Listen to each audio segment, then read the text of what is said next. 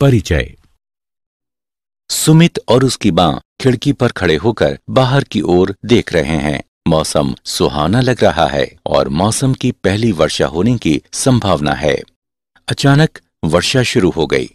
सुमित अपनी मां से बाहर जाने और बारिश का आनंद उठाने की आज्ञा मांगता है, परंतु उसकी मां ने उसे बारिश में बाहर जाने की आज्ञा नहीं दी।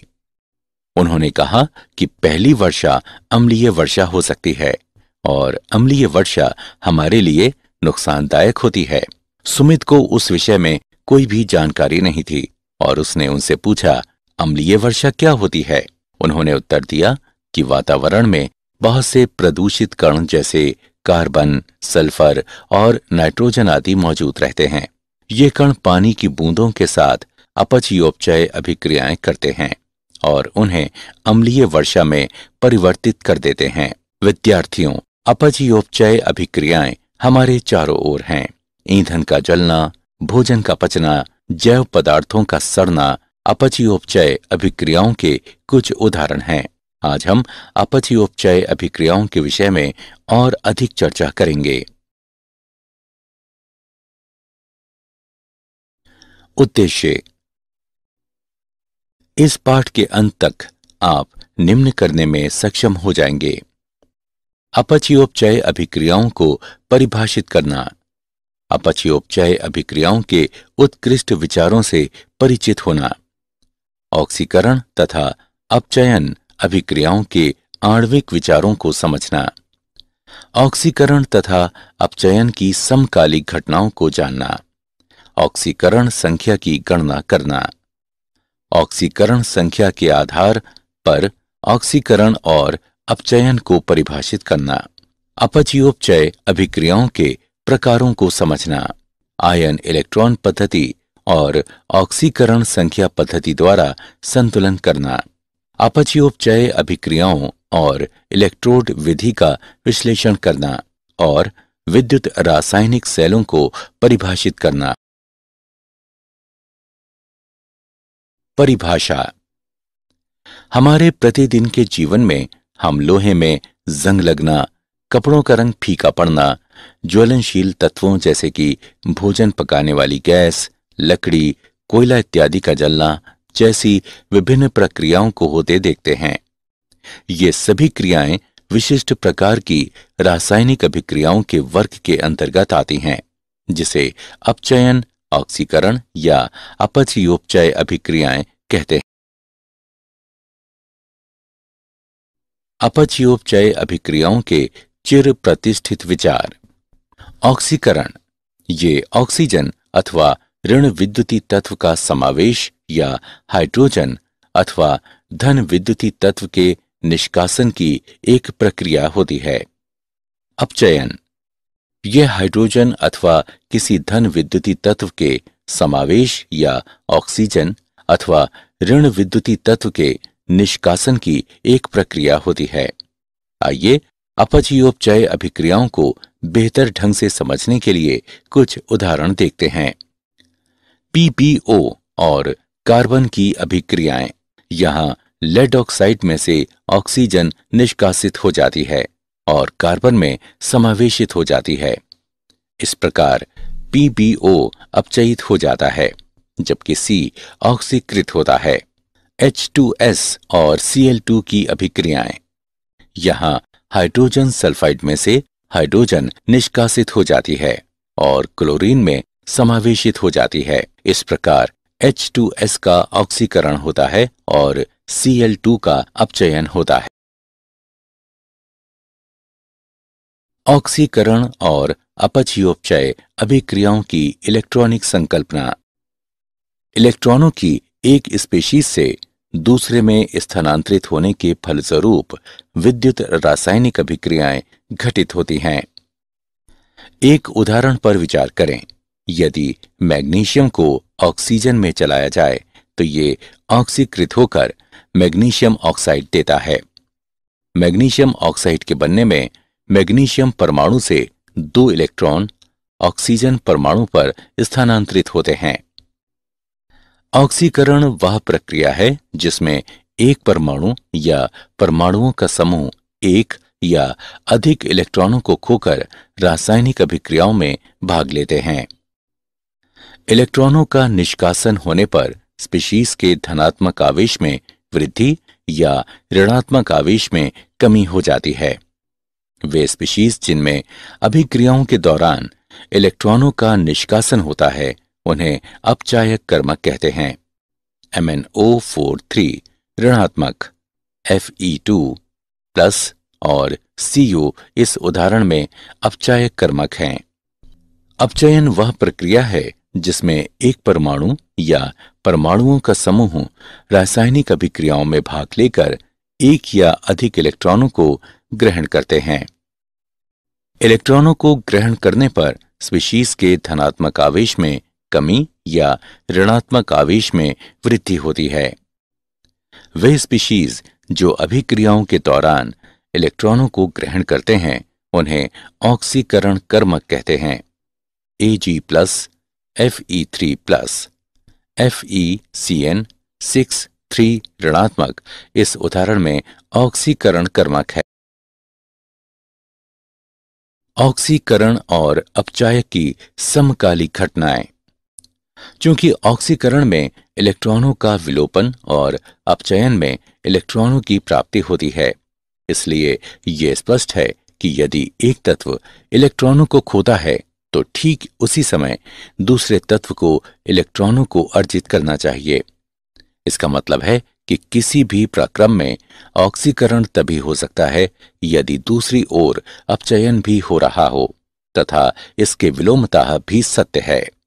अपचयोपचय अभिक्रियाओं के दौरान अपचायक से ऑक्सीकरण कर्मक में इलेक्ट्रॉनों का स्थानांतरण होता है। इस अभिक्रिया में जिंक परमाणु इलेक्ट्रॉनों को खोते हैं और जिंक आयनों में ऑक्सीकृत हो जाते हैं, जबकि क्यूप्रिक आयन इलेक्ट्रॉनों को अर्जित करते हैं और कॉपर परमाणुओं में अपचयित हो जाते हैं। यहां क्यूप्रिक आयन ऑक्सीकरण कर्मक तथा जिंक परमाणु अपचायक कर्मक के रूप में कार्य करते हैं। प्रत्येक अपचयोपचय अभिक्रिया को दो अर्ध अभिक्रियाओं में विभाजित किया जा सकता है। एक इलेक्ट्रॉनों के ह्रास को प्रदर्शित करती है जो ऑक्सीकरण अर्ध अभिक्रिया कहलाती है। दूसरी इलेक्ट्रॉनों की प्राप्ति को प्रदर्शित करती है जो अपचयन अर्ध अभिक्रिया कहलाती है।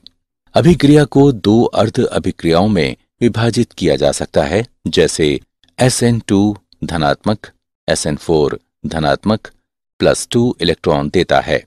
ये समीकरण ऑक्सीकरण अर्ध अभिक्रिया कहलाता है तथा 2Hg2 धनात्मक +2 इलेक्ट्रॉन Hg2 धनात्मक होता है। Hg2 धनात्मक देता है। ये समीकरण अपचयन अर्ध अभिक्रिया कहलाता है। ऑक्सीकरण संख्या। किसी तत्व की ऑक्सीकरण संख्या को हम अधिक ऋण विद्युतीय परमाणु के साथ साझा इलेक्ट्रॉनों को गिनते हुए उस अवशिष्ट आवेश के रूप में परिभाषित कर सकते हैं जो इसके परमाणु पर होता है या प्रतीत होता है। जब अणु के अन्य सभी परमाणु आयनों के रूप में हटाए गए मान लिए जाते हैं। हाइड्रोजन क्लोराइड अणु के एक उदाहरण पर विचार करें। क्लोरीन हाइड्रोजन की तुलना में अधिक ऋण विद्युतीय हैं, इसलिए साझा युग्म को क्लोरीन परमाणु पर गिना जाता है। क्लोरीन एक अतिरिक्त इलेक्ट्रॉन प्राप्त करता है और एक इकाई ऋणावेश अर्जित करता है, अतः क्लोरीन की ऑक्सीकरण संख्या 1 है। दूसरी ओर हाइड्रोजन परमाणु में इलेक्ट्रॉन के बिना इकाई धनावेश होता है, इसलिए हाइड्रोजन क्लोराइड में हाइड्रोजन की ऑक्सीकरण संख्या +1 होती है। परमाणु में ऑक्सीकरण संख्या निर्धारित करने के सामान्य नियम। पहला नियम, स्वतंत्र या प्राथमिक अवस्था में तत्वों की ऑक्सीकरण संख्या इसके अपरूपक आकार के निरपेक्ष हमेशा 0 होती है। दूसरा नियम, एक परमाणुक आयनों में तत्वों की ऑक्सीकरण संख्या आयन पर आवेश के बराबर होती है। तीसरा नियम, फ्लोरीन की ऑक्सीकरण संख्या इसके सभी यौगिकों में हमेशा ऋण 1 ही होती है। चौथा नियम, हाइड्रोजन की निर्धारित ऑक्सीकरण संख्या इसके सभी यौगिकों सिवाय मेटल हाइड्राइड्स के +1 होती है। मेटल हाइड्राइड्स में हाइड्रोजन की ऑक्सीकरण संख्या -1 होती है। पांचवा नियम, ऑक्सीजन की आवंटित ऑक्सीकरण संख्या इसके अधिकतर यौगिकों में ऋण 2 है। छठा नियम, बहुपरमाणविक आयन में इसके सभी परमाणुओं की ऑक्सीकरण संख्याओं का योग आयन पर आवेश के बराबर होता है। सातवां नियम, मेटल और नॉन मेटल के दोहरे यौगिकों में मेटल परमाणु की ऑक्सीकरण संख्या धनात्मक होती है, जबकि नॉन मेटल परमाणु की ऑक्सीकरण संख्या ऋणात्मक होती है। आठवां नियम, नॉन मेटल्स के दोहरे यौगिकों में अधिक ऋण विद्युतीय परमाणु की ऋणात्मक ऑक्सीकरण संख्या, जबकि कम ऋण विद्युतीय परमाणु की धनात्मक ऑक्सीकरण संख्या होती है। ऑक्सीकरण संख्या के संदर्भ में ऑक्सीकरण और अपचयन। ऑक्सीकरण को हम उस रासायनिक प्रक्रिया के रूप में परिभाषित करते हैं जिसमें तत्वों की ऑक्सीकरण संख्या बढ़ती है। अपचयन को हम उस रासायनिक प्रक्रिया के रूप में परिभाषित कर सकते हैं जिसमें तत्वों की ऑक्सीकरण संख्या घटती है। हाइड्रोजन सल्फाइड तथा ब्रोमीन के बीच अभिक्रिया पर विचार करें जो हाइड्रोजन ब्रोमाइड और सल्फर देती है। ब्रोमीन की ऑक्सीकरण संख्या 0 से घटकर ऋण 1 हो जाती है, अतः ये अपचयित हो जाता है। S की ऑक्सीकरण संख्या ऋण 2 से बढ़कर 0 हो जाती है, अतः H2S ऑक्सीकृत हुआ है। ऑक्सीकारक कर्मक ऐसा पदार्थ होता है जिसके एक या अधिक तत्वों की ऑक्सीकरण संख्या में घटोत्तरी होती है। अपचायक कर्मक ऐसा पदार्थ होता है जिसके एक या अधिक तत्वों की ऑक्सीकरण संख्या में बढ़ोतरी होती है। इस उदाहरण में H2S अपचायक कर्मक जबकि Br2 ऑक्सीकारक कर्मक है। अपचयोपचय अभिक्रियाओं के प्रकार। योग अभिक्रियाएं। योग अभिक्रियाएं तब होती हैं जब 2 अभिकारक संयुक्त होकर एक उत्पाद बनाते हैं। मैग्नीशियम की वायु से अभिक्रिया इसका एक अच्छा उदाहरण है। अपघटन अभिक्रियाएं। अपघटन अभिक्रियाएं तब होती हैं जब एक अभिकारक विखंडित होकर 2 उत्पाद बनाता है। मरकरी ऑक्साइड का अपघटित होकर तत्व मरकरी तथा ऑक्सीजन देना इसका एक अच्छा उदाहरण है। विस्थापन अभिक्रियाएं। विस्थापन अभिक्रियाएं तब होती हैं जब एक तत्व किसी रासायनिक अभिक्रिया के दौरान किसी यौगिक से अन्य तत्व को विस्थापित कर देता है। सोडियम की जल से अभिक्रिया इसका एक अच्छा उदाहरण है। असमानुपातन अभिक्रियाएं। ऐसी अभिक्रियाएं जिनमें एक ही स्पीशीज ऑक्सीकृत तथा अपचयित होता है, अर्थात एक ही स्पीशीज अपनी निम्नतर ऑक्सीकरण अवस्था तथा उच्चतर ऑक्सीकरण अवस्था में बदल जाता है, वे असमानुपातन अभिक्रियाएं कहलाती हैं। इस अभिक्रिया में क्लोरीन एक ही समय पर ऑक्सीकृत तथा अपचयित हो जाती है। आयन इलेक्ट्रॉन पद्धति द्वारा संतुलन। पहला चरण, अभिक्रिया में सम्मिलित प्रत्येक परमाणु की ऑक्सीकरण संख्या को चिह्नित करें। दूसरा चरण, मुख्य अपचयोपचय समीकरण को 2 अर्ध अभिक्रियाओं में विभाजित करें। ऑक्सीकरण अर्धभाग और अपचयन अर्धभाग। प्रत्येक अर्ध अभिक्रिया में परमाणुओं को संतुलित करें जिनकी ऑक्सीकरण संख्या में परिवर्तन होता है। तीसरा चरण, प्रत्येक अर्ध अभिक्रिया में ऑक्सीकरण संख्या में भिन्नता के लिए अनिवार्य पक्ष में इलेक्ट्रॉन जोड़ें। चौथा चरण, प्रत्येक अर्ध अभिक्रिया पक्ष में से उस पक्ष में उचित संख्या में H2O अणु जोड़ते हुए ऑक्सीजन परमाणुओं को संतुलित करें जिसमें O परमाणुओं की कमी हो। पांचवां चरण, प्रत्येक अर्ध अभिक्रिया पक्ष में से उस पक्ष में उचित संख्या में अम्लीय माध्यम के लिए H की पावर प्लस आयनों की उचित संख्या जोड़ते हुए तथा क्षारीय माध्यम के लिए H2O अणुओं की उचित संख्या जोड़ते हुए हाइड्रोजन परमाणुओं को संतुलित करें जिसमें H परमाणुओं की कमी हो। छठा चरण, अर्ध अभिक्रियाओं को उचित पूर्णांक से गुणा करते हुए और उन्हें परिणामी समीकरण में जोड़ते हुए लुप्त तथा प्राप्त इलेक्ट्रॉनों की संख्या को समान बनाएं।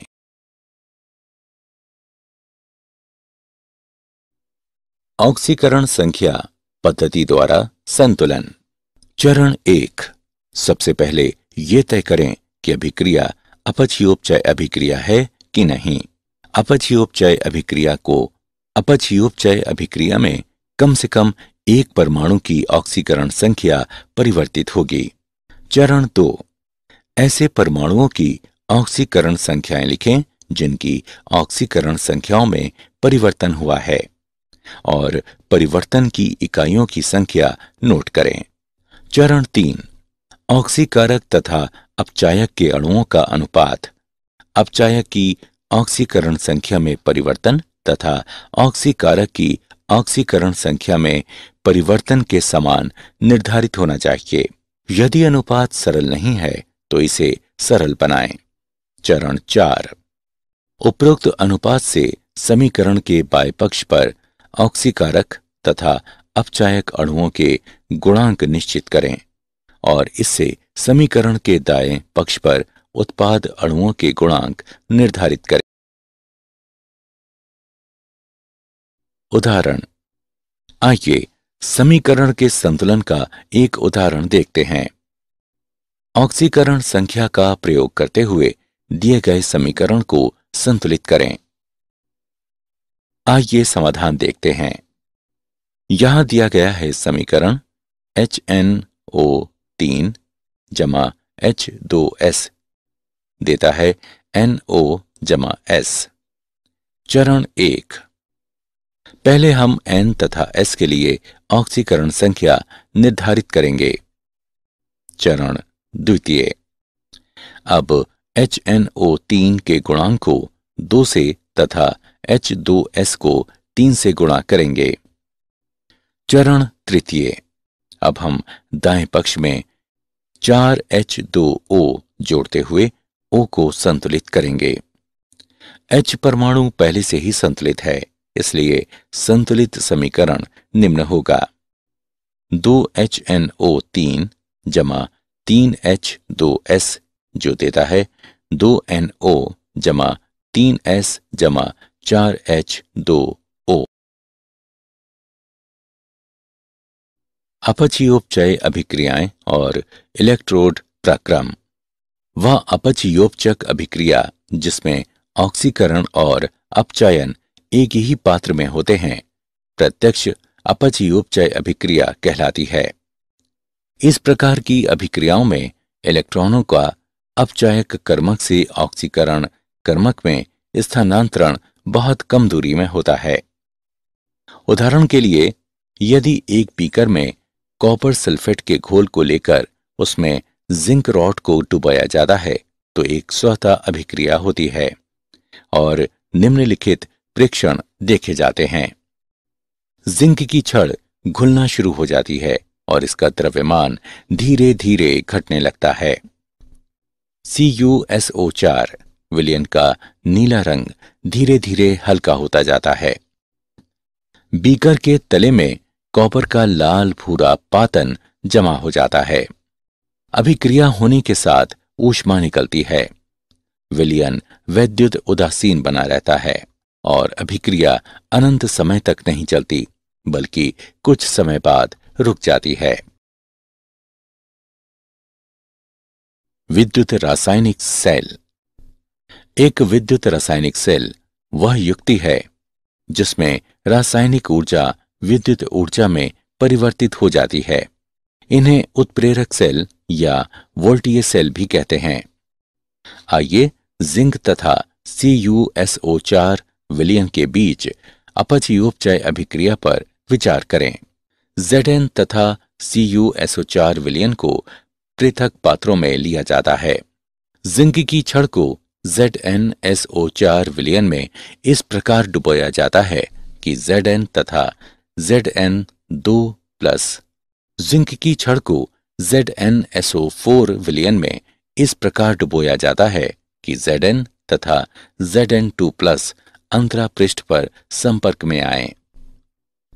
कॉपर की छड़ को CuSO4 विलयन में इस प्रकार डुबोया जाता है कि Cu और इसके ऑक्सीकृत रूप Cu2+ आयनों के बीच संपर्क बने। वह व्यवस्था जिसमें अंतरा पृष्ठ पर पदार्थ के ऑक्सीकृत तथा अपचयित रूप के बीच संपर्क होता है, अपचयोपचय युग्म कहलाती है। धातु की दोनों छड़ें इलेक्ट्रोडों की भांति कार्य करती हैं और एक गैल्वेनोमीटर के माध्यम से एक चालक तार द्वारा जुड़ी रहती हैं। दोनों विलयनों को लवण सेतु कहलाने वाली उल्टी यू आकार की नली से जोड़ा जाता है। यू आकार की नली को किसी विद्युत अपघट्य के जलीय विलयन से भरा जाता है। जिस इलेक्ट्रोड पर ऑक्सीकरण होता है वह एनोड तथा जिस पर अपचयन होता है वह कैथोड कहलाती है। वैद्युत रासायनिक सेल में लवण सेतु दो अत्यंत महत्वपूर्ण कार्य संपन्न करता है। यह परिपथ पूरा करते हुए धारा का प्रवाह निर्मित करता है। यह वैद्युत उदासीनता बनाए रखता है। क्या आप जानते हैं धातुओं का संक्षारण एक प्राकृतिक रूप से होने वाली अपचयोपचय अभिक्रिया है। इलेक्ट्रॉन प्राप्त करने वाले परमाणु की संयोजकता घट जाती है जिससे ये अपचयित हो जाता है और ऑक्सीकारक कर्मक कहलाता है। इलेक्ट्रॉन खोने वाले परमाणु की ऑक्सीकरण संख्या बढ़ जाती है जिससे ये ऑक्सीकृत हो जाता है और अपचायक कर्मक कहलाता है। गैल्वेनिक सेल में अपचयोपचय अभिक्रिया स्वतः प्रावर्तित अभिक्रिया होती है। इस कारण से गैल्वेनिक सेलों को सामान्य बैटरियों के रूप में उपयोग किया जाता है। सारांश। आइए हमने जो कुछ सीखा है उसे संक्षेप में दोहराएं। ऑक्सीकरण ऑक्सीजन अथवा ऋण विद्युतीय तत्व का समावेश या हाइड्रोजन अथवा धन विद्युतीय तत्व के निष्कासन की एक प्रक्रिया होती है। अपचयन हाइड्रोजन अथवा किसी धन विद्युतीय तत्व के समावेश या ऑक्सीजन अथवा ऋण विद्युतीय तत्व के निष्कासन की एक प्रक्रिया होती है। वे स्पीशीज जिनसे अभिक्रियाओं के दौरान इलेक्ट्रॉनों का निष्कासन होता है उन्हें अपचायक कर्मक कहते हैं। वे स्पीशीज जो अभिक्रियाओं के दौरान इलेक्ट्रॉनों को ग्रहण करते हैं उन्हें ऑक्सीकरण कर्मक कहते हैं। अपचयोपचय अभिक्रियाओं के दौरान अपचायक से ऑक्सीकरण कर्मक में इलेक्ट्रॉनों का स्थानांतरण होता है। किसी तत्व की ऑक्सीकरण संख्या को हम अधिक ऋण विद्युतीय परमाणु के साथ साझा इलेक्ट्रॉनों को गिनते हुए उस अवशिष्ट आवेश के रूप में परिभाषित कर सकते हैं जो इसके परमाणु पर होता है या प्रतीत होता है। जब अणु के अन्य सभी परमाणु आयनों के रूप में हटाए गए मान लिए जाते हैं।